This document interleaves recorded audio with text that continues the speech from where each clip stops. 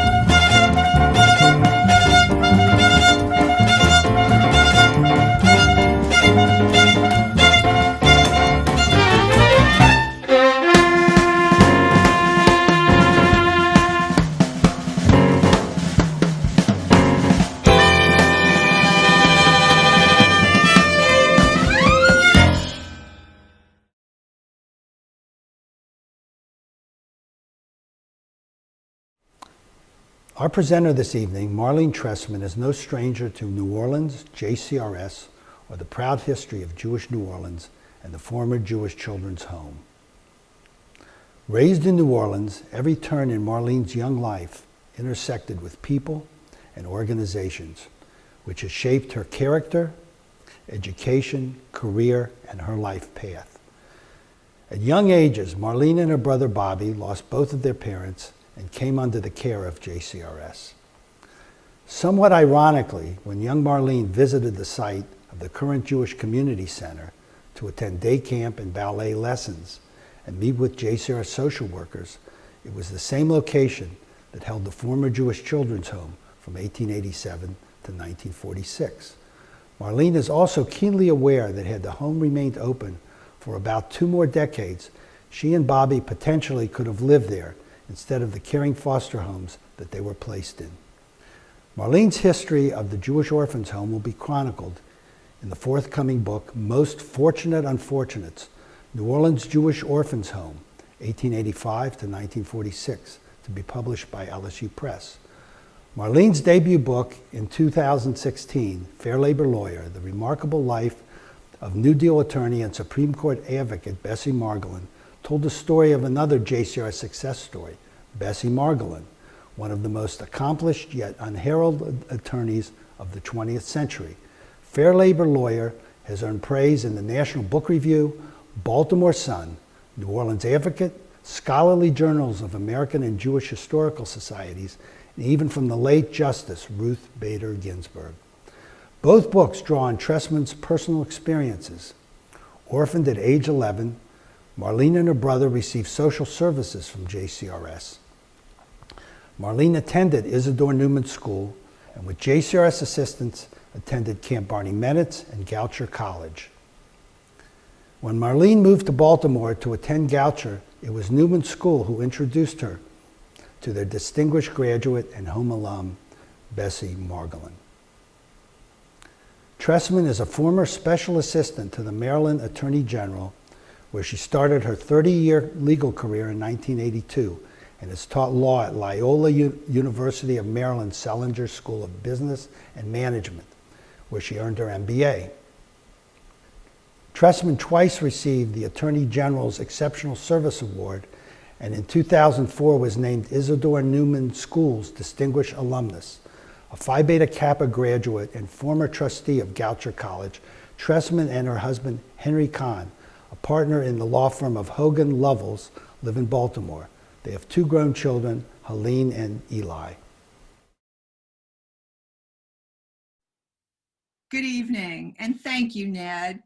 I'm Marlene Trestman, and I'm honored to participate in tonight's Jewish Roots Jubilee.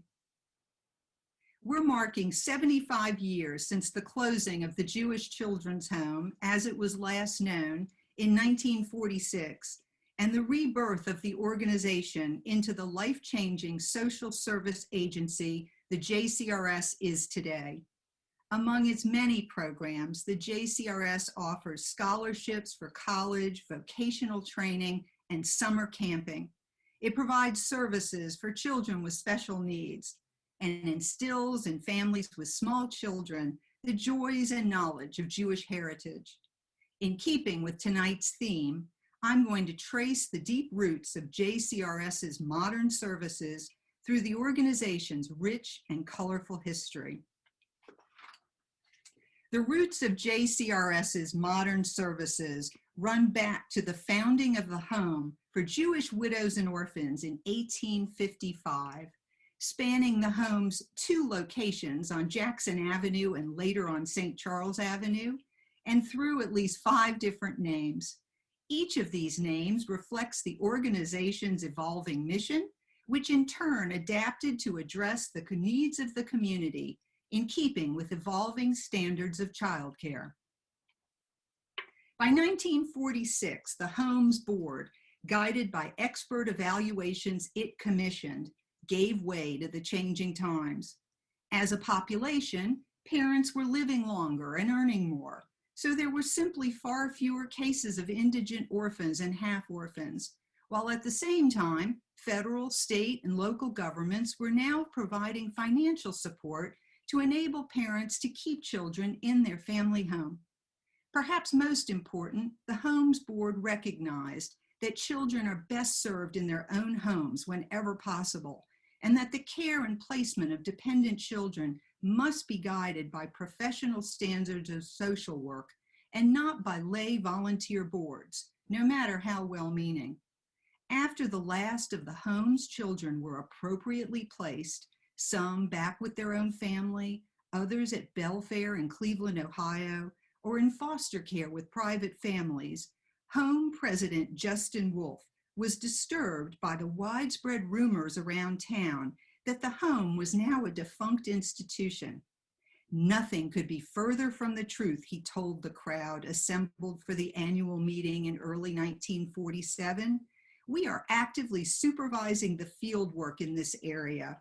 Under modern views, where placing a child in a group home is the exception and not the rule, this is an important activity. So even though it stopped being a place to live, the home as a non-residential agency continued to nurture kids throughout the South, helping them to thrive and overcome life's obstacles. As you heard, I too am one of those kids, and I remain grateful for the services I received. In addition to counseling by social workers and oversight of my foster care placement, I received scholarships for an excellent education at Newman School and at Goucher College, and for 8 glorious summers at Camp Barney Meddens, a Jewish sleepaway camp. And those summers were as therapeutic as they were fun. I'll start by tracing the roots of JCRS's educational mission. From the home's founding on Jackson Avenue at Chippewa Street, its children's education, both religious and secular, was a priority. In terms of religious education, for the first 70 years, or until about 1926, the children studied Hebrew and Jewish history almost entirely within the home. In this photograph, most likely taken in the 1890s in the home on St. Charles Avenue, you can see Home Superintendent Michelle Hyman teaching a Hebrew class with the words Shalom Aleichem prominently drawn on the blackboard. High holidays and Shabbat services were conducted in the little synagogue inside the home on St. Charles Avenue, with sermons specially written for the children, including by Superintendent Leon Vollmer, the only home superintendent who was an ordained rabbi. The home offered New Orleans' first children's services, which were regularly attended by the community. The biggest change in the children's religious education and worship came in 1926. With the full support of the city's rabbis and home president Jacob Warren Newman, Superintendent Ed Lashman closed the home synagogue. Instead, the children were distributed among the city's 3 Reform congregations, Sinai, Touro, and Gates of Prayer, for worship and for their religious education through confirmation. The children shown here were the last to be confirmed in the home. As for their secular education, for the home's first 50 years, the children were educated in New Orleans public schools, except for occasional interruptions during the chaos of civil war and epidemics. In those cases, and for all those too young to attend the public schools, the children were educated inside the orphanage by teachers the home employed. As shown in this excerpt from the home's 1885 annual report, 84 of the home's 140 children were being taught in the public schools. The other 56 were being taught in the home's kindergarten, one of the earliest in the city, which was established during the term of Home President Edwin Kersheet only 1 year earlier. Born from the educational philosophy of Friedrich Froebel, the home's kindergarten served as a training ground for many of the city's early kindergarten teachers.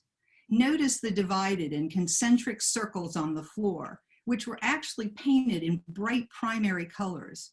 At the time, this was a novel device to stimulate the children's senses and encourage physical movement. Superintendent Hyman, who served from 1886 to 1909, earned a national reputation in the field of kindergarten work and was honored in his lifetime by having one of the city's kindergartens named for him. After the home established its kindergarten, the board turned its attention to the education of its older children, whom they believed were not being properly educated in the public schools. The Homes Board wanted to provide its wards with the kind of education and training that would equip them to overcome life's hurdles after their discharge to become independent and productive American Jewish citizens. Perhaps the most well-known aspect of the Homes program in secular education was the Isidore Newman Manual Training School, which the Home opened in October 1904. The school was pioneering for several reasons. It was the first manual training school in the city and state. To be clear, manual training was not mere vocational or industrial training. Instead, the pedagogy emphasized the 3 R's, reading, writing, and arithmetic, as much as the 3 H's, head, heart, and hand. Newman's manual training was always an academically robust curriculum. It's just that the cutting-edge method was to teach the head by using the hands and the heart, and thus the Newman motto, Decimus agere agendo, we learn to do by doing. In these 1905 Newman School photos, although you may not be able to read it, but there's a quote from Ralph Waldo Emerson on the blackboard in the upper left photo of the 6th grade and a geography lesson on the blackboard in the upper right photo of the 8th grade. The school's other pioneering aspect is that it was founded to educate the Home's children first, but was open, regardless of religion, to other children, albeit then only white children, whose parents paid tuition. The Homes Board was determined to give its children a superior education side by side with other children from the community. In doing so, the Homes creation of the Newman School remains unique. It may be the only such relationship in the country between a religious institution and a private co-ed secular school. Now, all of the Homes children started at Newman School and remain there throughout the lower grades, but not all Home children graduated there. Before each child reached high school, around 8th grade, the Home and Newman's faculty made sure that the academically rigorous school was the best fit for each Home child. As you can see from this excerpt of the board's 1930 minute meetings, of the 34 Home kids listed here, only 3 were recommended to remain at Newman. Aside from the 9 children being considered for discharge, the rest were recommended to attend one of the public schools that had emerged since Newman first opened. For girls, there was the Joseph Cone Commercial High School and Francis T. Nichols Vocational School. And for the boys, there was Samuel J. Peters Commercial High School and Delgado Central Trade School, in addition to the long-standing private Soule Business College. In making these individualized recommendations, the Homes Board considered not only each child's academic record, but also their interests, as reflected by the notes about Naomi Cantor becoming a physical training instructor and Ralph Bierman's then interest in aviation. By my count, of the more than 1,300 students who graduated by Newman by the time the Home closed, only 93 were from the Home. Pictured here are a few of the Home's Newman graduates, starting with Louis Furstenberg, the Home's first Newman graduate in 1911, and ending with James Whitehead, the Home's last Newman graduate in 1947. The Home's individualized approach to education paid off for many of its children.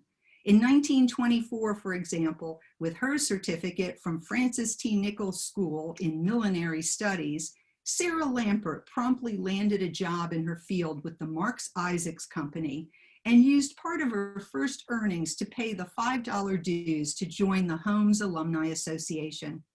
To earn business credits to graduate from Joseph Cohn High School in 1932, Fanny Mashinka worked at Maison Blanche, where she pleasantly surprised her boss by selling a gross of ladies' underwear to one customer, and then later got a job in Houston, where she was the first person to run a switchboard with a broadcasting system. In 1937, Woody Polawata graduated from Samuel Peters High School, where he was valedictorian of his class and won a scholarship to LSU. During medical school, he returned to the home to work as a student counselor, where he was fondly remembered as a terrific role model. Harry Kovner was also grateful for the home's personal attention to his education. Recognizing the boy's interest in mechanics, Superintendent Harry Ginsberg recommended that Kovner finish his education at Delgado Trade School. There, Kovner's interest in mechanical drafting blossomed, and he earned a special wartime diploma that enabled him to get his first job in what turned out to be his lifelong and very satisfying career in plumbing contracting. Ralph Bierman as well prospered from this approach. After several years enjoying Newman's academic courses and his classes in stenography and cabinetry, Ralph was offered the opportunity as well to transfer to Delgado. Spurred by his love of machinery, Ralph jumped at the chance, soon settling his focus on metalwork and drafting. With that training, and apparently having set aside his interest in aviation, he was able to support himself after leaving the homes with jobs in machine shops. In addition to these studies, he also appreciated being introduced to two different worlds of people, meaning the wealthy kids who went to Newman and the students at Delgado who Ralph said represented the real world. Looking back from his position as president and CEO of a national industrial business, Ralph praised his combined education at Newman and Delgado. He said, "I don't believe I could have gotten that exposure to life anywhere else." Just as JCRS today provides financial aid to assist with college education and professional training, so did the home, thanks to the fund established in 1907 by Henry Newman, who served as home president from 1888 to 1892. Among its many recipients, in 1913, the fund helped Harry Goldstein attend pharmacy school, where he graduated among the top in his class and pursued a career in New Orleans as a pharmacist.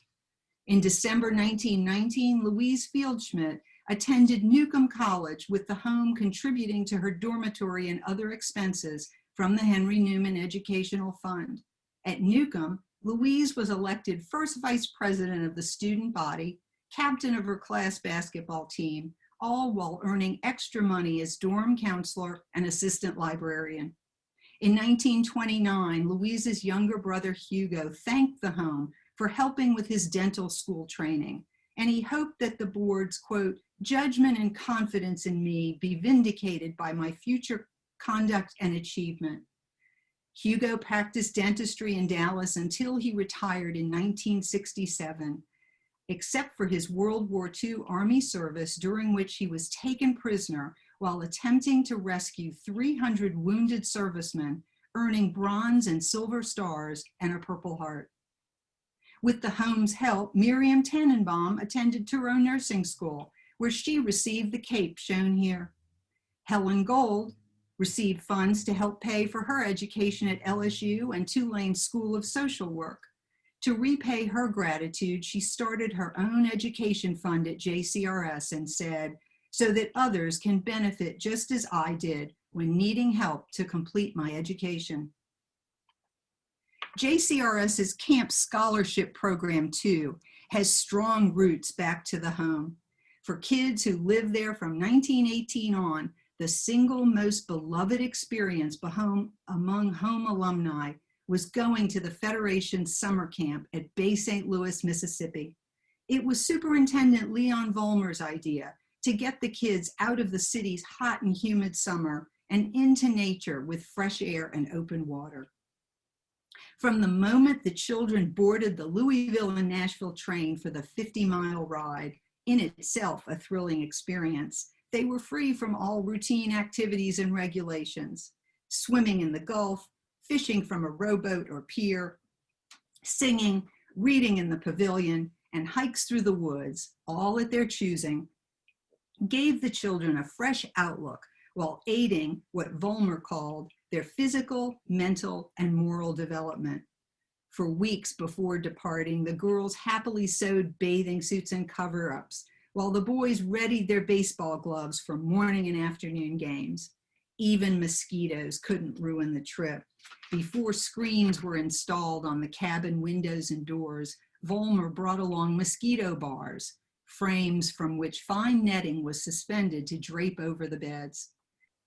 As Ralph Bierman happily recounted, quote, "The activities were terrific. We played ball, swam from the pier, fished from a boat. You can't live a better life." Isidore Bush, 2 years after his discharge, paid a surprise visit to the camp to spend time with the boys in his favorite spot. Jenny Ogden Schneider years later fondly recalled the much anticipated train ride to reach the enormous wooden Victorian house facing the bay. She loved the bonfires and picnics, watching fireflies at sunset, and the 2-mile walks into town to buy candy and notions at the dime store. Even for Hilda Crystal, a very sensitive child who in her words considered that, quote, "every breathing moment in the home was a battle," summers at Bay St. Louis were a haven. Each summer we were taken for a month to a Federation camp in Bay St. Louis on the Gulf of Mexico, she wrote in her unpublished memoir. Here with a small taste of freedom, my spirit was always quieted, especially when I sat on the pier at 7 years of age, alone, my face cupped in my hands, or as I lay on my cot, reflective and quiet. I read while others were swimming. Outside, literally millions of mosquitoes plagued us in droning armies, but nothing came to mar my summer pleasure. Hilda went on to publish several books, which she said were inspired from a passion for writing that began in the home. Her beloved memories of camp made their way into her unpublished novel, which she dedicated to her sisters this way: in memory of summer months spent in Bay St. Louis, Mississippi in the 1920s. As many of you know, for more than 20 years, the JCRS has distributed Hanukkah gifts throughout the 7-state region to children facing difficult times. Even this wonderful program has historic roots. Before Superintendent Ed Lashman died in May 1929, he made his wishes known that any money that otherwise would have gone to buy flowers for his funeral instead be used to start a fund to provide for pleasantries for the home's children. For years after his death, the Lashman Happiness Fund was used to ensure that each of the home's children received thoughtful Hanukkah gifts. It's not only JCRS's services that have deep roots in the home's history. So do these anniversary celebrations.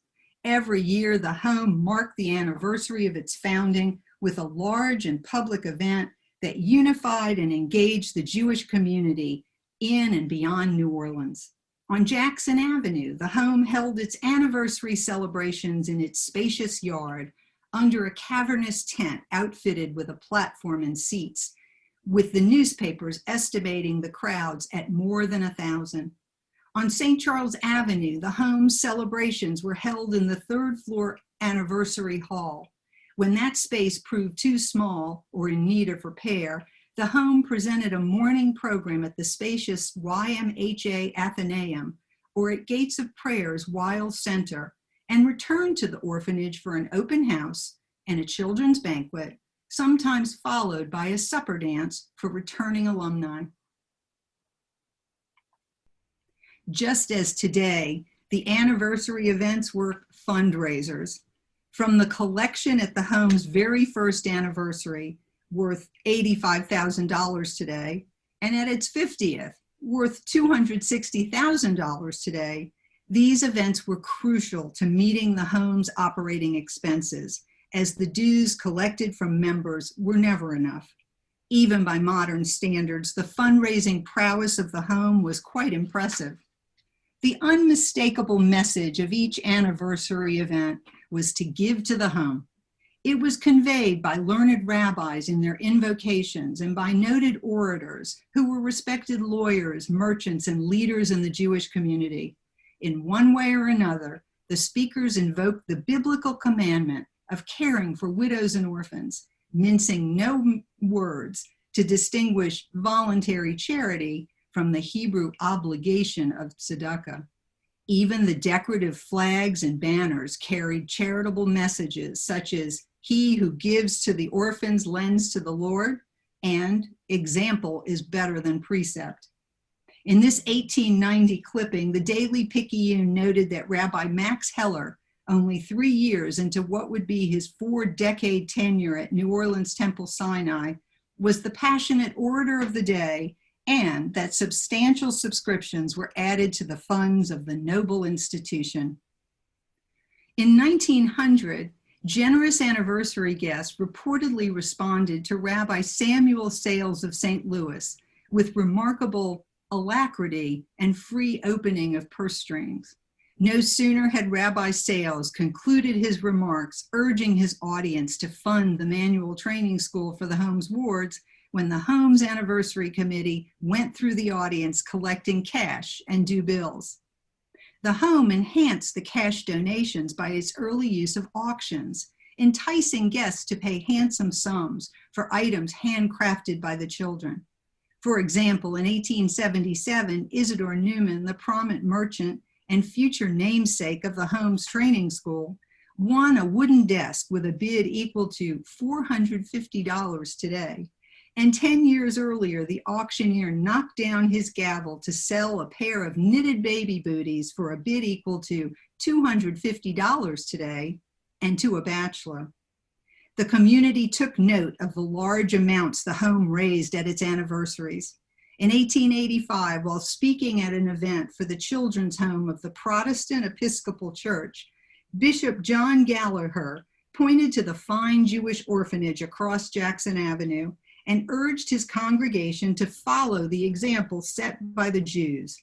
He said, "The children of the elder children of God gather together," he said with admiration and perhaps a little envy, "and in 3 hours a year's maintenance is provided." The home's anniversaries also focused on its children, who participated in the events by offering blessings in Hebrew and English and giving oratorical, musical, theatrical, and dance performances. In 1868, 13-year-old Lena Adler's original composition prompted the Daily Picayune to report, "In all our lives, we never listened to an utterance so thrilling in its touching beauty." While in 1888, the children all together sang the Orphan's Anniversary Song, which formed the acrostic, "God bless our home and its noble patrons." And in 1933, David Testa and Sarah Rosenberg shared the stage at the home's anniversary celebration in a performance of Alice in Wonderland, in which nearly 100 other home children also took part. Evidence of the attention the children paid to the performances comes from one young observer, Louise Vollmer, who is shown here with her father, the superintendent, in the home's courtyard. Louise, who annotated her program, declared the 1922 anniversary, quote, "altogether one of the very best." She rated the musical performance by her best friends Annie Schneider and Jenny Vort as divine, but considered the oration by New Orleans lawyer Saul Weiss as only fair. On other occasions, the home's anniversaries featured success stories, just as JCRS is doing today. In 1896, 20-year-old alumnus Max Frischman returned to the home where he had lived for 13 years. He was now earning a living with plans to study law and already made a handsome contribution to the home. He would later marry, have children, and work for an insurance company, all while supporting the home as a member. He said, "Oh, I have never forgotten and never will forget all the happy hours I spent at our anniversaries, and the excitements and preparations filled our little hearts with ecstasy. The success story in 1923 was Louis Yarrett. He considered his and his sister's 1896 admission to the home an inherited right because his father Abraham and his aunt earlier had both been residents of the home as well. Moreover, Abraham had served as founding president of the home's Alumni Association. But after Abraham's wife died, he was unable to care for his children alone. He placed them in the home because he did not want them to be separated, and from his own experience knew the home would take good care of his children. He was right. After living 14 years in the home, Louis graduated from Newman and Tulane Law School and went on to become a well-respected judge and civic leader. He followed in his father's footsteps by becoming president of the home's Alumni Association and later was elected to the home's board, ultimately becoming its president. "If I have accomplished anything," wrote Judge Yarrett in 1955, "it is my duty to acknowledge and help the home so that future children in similar circumstances may have help." The father and son legacy of philanthropy continued. In later years, a fund was established at the JCRS in memory of Yarrett's daughter Elise, and his grandson Louis Fishman served on the JCRS board. Music, too, runs deep in the history of the home's anniversary celebrations. It was so important that at the home's 50th anniversary in 1905, the program included a movement from Haydn's Third Symphony to recreate the music that had been played at the home's dedication 50 years earlier. Rabbi Isaac Lucht wanted everything to be perfect for the big event. The home's board had decided to dedicate the newly opened Isidore Newman School on the very same day as the home's 50th anniversary, and to hold both of those celebrations in conjunction with the Conference of Southern Rabbis. To properly commemorate all of these momentous events, Lucht had enlisted Professor Ferdinand Dunkley, Touro Synagogue's Royal Academy trained choir director and Newman's new music instructor, to lead more than 12 vocal and instrumental interludes between the prayers, greetings, and speeches.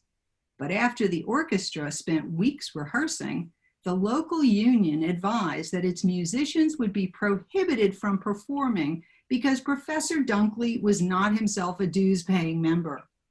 Dunkley refused to join the union despite allegations that he was just trying to undercut the union's $5 rate for Jubilee performances. These exigent circumstances, however, yielded a surprisingly delightful outcome.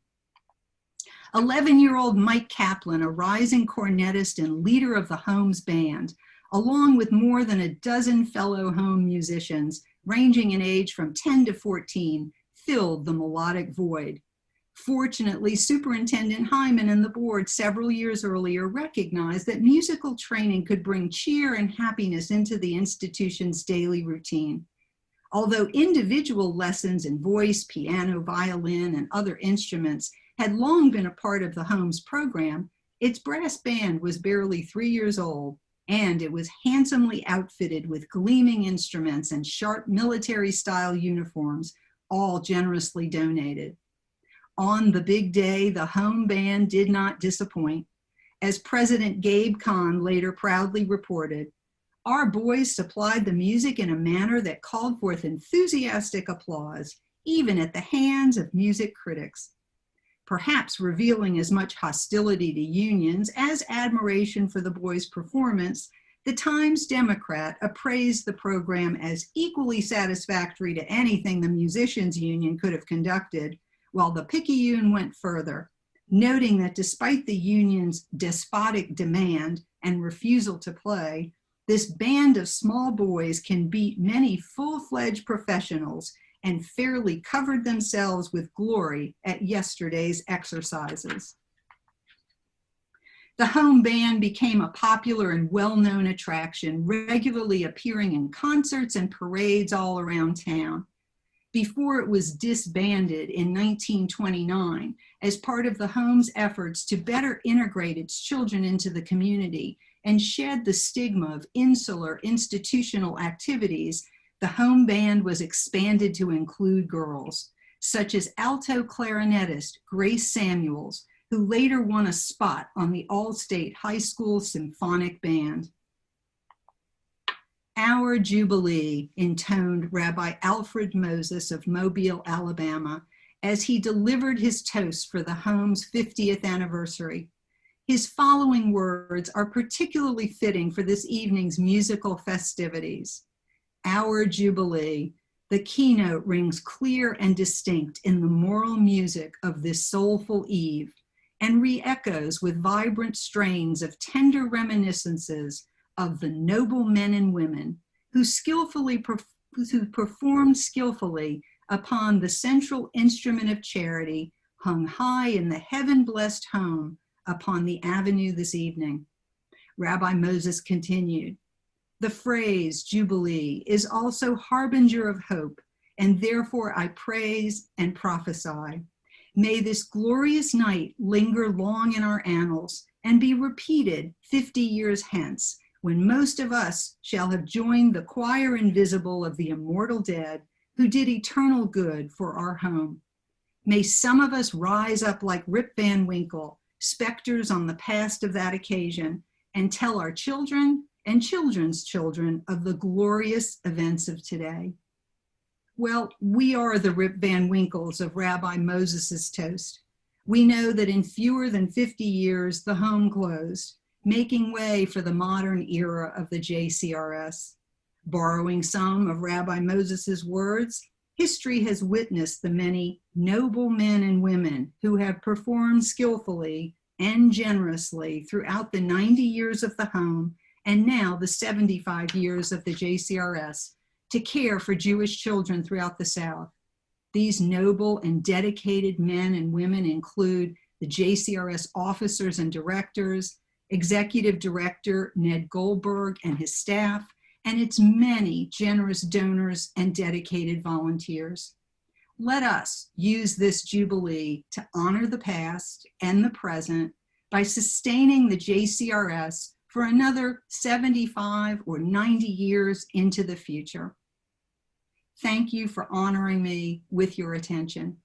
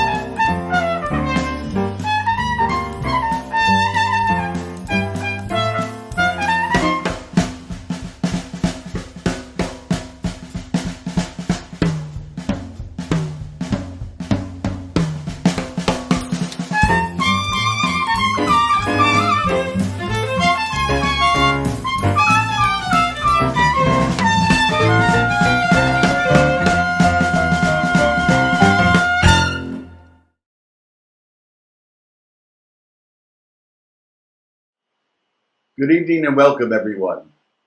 For those of you who don't know me, my name is Michael Goldman. I've been the treasurer of the JCRS for the last 4 years and have served in other positions on and off the board for an additional 10. We are here tonight not only to celebrate the achievements of the JCRS, but also to ensure the enduring legacy of this unparalleled organization. Without all of you, your dedication, your partnership, your participation, your belief in our mission, and your generous financial support, we would not be able to do the vital work that we do. Under the leadership of our board, our past presidents, our officers, our dedicated staff, and director of 36 years, Ned Goldberg, we have managed to assist thousands of children in reaching their full potential. The JCRS is a unique organization for many reasons. Our tremendous team of committed folks work tirelessly to provide every young Jewish person in our region that is in need with all of the opportunities that they deserve. This truly embodies the vision of Tikkun Olam and makes the world a better place. Not only is our financial support crucial in providing scholarships for children wanting to go to Jewish camps and colleges all over the country, but we are also dedicated to providing children's Jewish books to help foster Jewish identity and love of tradition and culture. We seek out and help families with special needs and those who have been affected by disasters of one kind or another. In addition, we make sure that every holiday is made special for children and families who do not have the means to do so. And these are just some of the programs that we work with every day to help families in our region. This organization is really a gift to those who need us and have access to us. But what about those who aren't able to gain access to us, who are not aware of us? We do amazing work, but can always do more. And I see my job as the incoming president of our organization to steer and guide the JCRS to do more. I am devoted to preserving our cause and expanding our reach so that no child in need of assistance will go without. We have been able to make great strides towards our goals, but we still have a long way to go. I want to take this opportunity to thank all of you who had faith in me and encouraged me and gave me the opportunity to serve as your president. Please remember that every contribution that you make, financial and otherwise, not only goes to helping the children and their families today, but securing the continuation of our work for future generations. Thank you, stay safe, and enjoy the rest of your evening.